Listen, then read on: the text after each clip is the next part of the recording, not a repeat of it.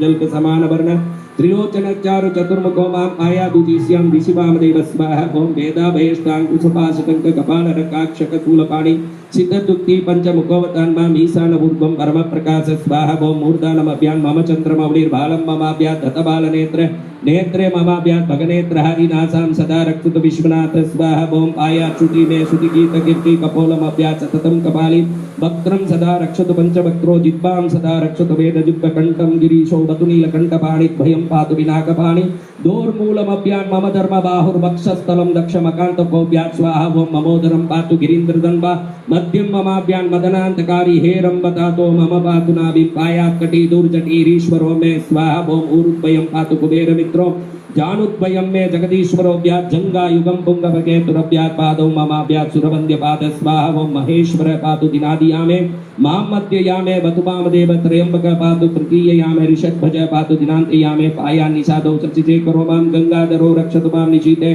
गौरीपति पाति निचावसाने मृत्युंजयो रक्षतु सर्वकालम् अन्तस्थितं रक्षतु शङ्करो मां स्थाणु सदा पातु बहिस्थितं मां तदन्तरे पातु पतिपशूनां सदाशिवो रक्षतु मां समन्तात् स्वाहा ओम तिष्ठन्तमभ्यात् भुवनैकनाथ पायात् व्रजन्तं प्रमदादिनाथ वेदांत वेद्यो वतुमां निषन्नं मामाभ्यये पातु शिवक्षयानं स्वाहा ओम मार्गेषु मां रक्षतु नीलकण्ठ